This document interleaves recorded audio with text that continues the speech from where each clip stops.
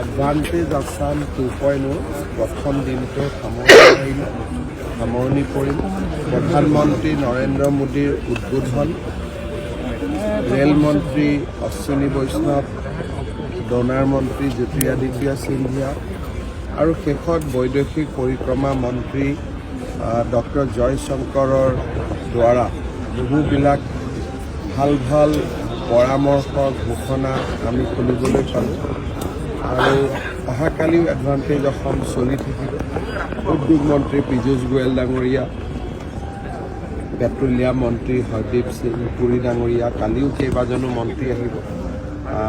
মই ভাবোঁ যে অহাকালি দিনটো ভালে ভালে হৈ যাওক, তাকে কামনা কৰা নাই। অহাকালি কাৰণ আজি আমাৰ ইয়াতো হৈছে, জিলাতো হৈছে আৰু আন দিল্লীতো হৈ আছে।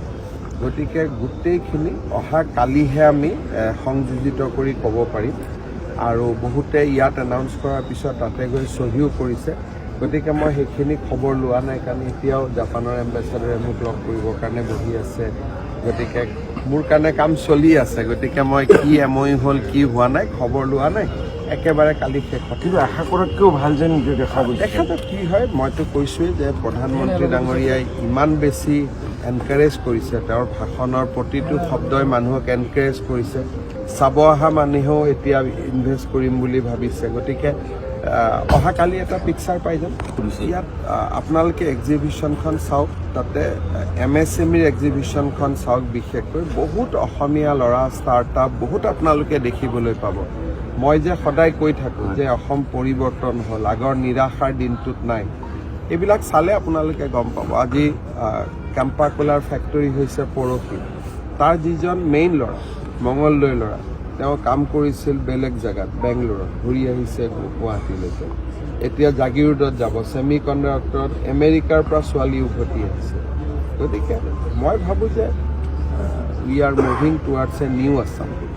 এডভান্টেজ আছাম 2.0 প্ৰথম দিনটো সামৰণি পৰিল প্ৰধানমন্ত্ৰী নৰেন্দ্ৰ মোদীৰ উদ্বোধন, ৰেলমন্ত্ৰী অশ্বিনী বৈষ্ণৱ, ডনাৰ মন্ত্ৰী জ্যোতিৰাদিত্য সিন্ধিয়া আৰু শেষত বৈদেশিক পৰিক্ৰমা মন্ত্ৰী ডক্টৰ জয়শংকৰৰ দ্বাৰা বহুবিলাক ভাল ভাল পৰামৰ্শ ঘোষণা আমি শুনিবলৈ পালোঁ। আৰু অহাকালিও এডভান্টেজ অসম চলি থাকিব। উদ্যোগ মন্ত্ৰী পীযুষ গোৱেল ডাঙৰীয়া, পেট্ৰলিয়াম মন্ত্ৰী হৰদীপ সিং পুৰী ডাঙৰীয়া, কালিও কেইবাজনো মন্ত্ৰী আহিব।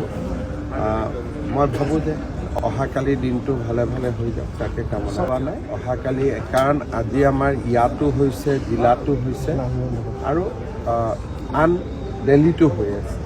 গতিকে গোটেইখিনি অহাকালিহে আমি সংযোজিত কৰি ক'ব পাৰিম। আৰু বহুতে ইয়াত এনাউন্স কৰাৰ পিছত তাতে গৈ চহীও কৰিছে। গতিকে মই সেইখিনি খবৰ লোৱা নাই, কাৰণ এতিয়াও জাপানৰ এম্বেচাডৰে মোক লগ কৰিবৰ কাৰণে বহি আছে। গতিকে মোৰ কাৰণে কাম চলি আছে। গতিকে মই কি এমঅ'ইউ হ'ল, কি হোৱা নাই, খবৰ লোৱা নাই। একেবাৰে কালি শেষত কিন্তু আশা কৰাতকৈও ভাল যেন দেখা যাওক কি হয়। মইতো কৈছোঁৱেই যে প্ৰধানমন্ত্ৰী ডাঙৰীয়াই ইমান বেছি এনকাৰেজ কৰিছে, তেওঁৰ ভাষণৰ প্ৰতিটো শব্দই মানুহক এনকাৰেজ কৰিছে।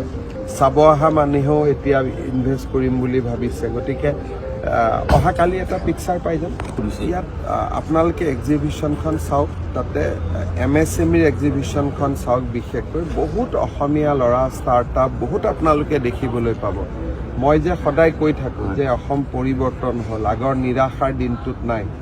এইবিলাক চালে আপোনালোকে গম পাব। আজি কেম্পাকোলাৰ ফেক্টৰী হৈছে পৰহি।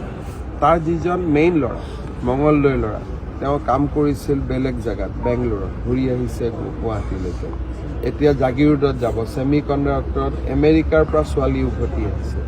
গতিকে মই ভাবোঁ যে we are moving towards a new Assam.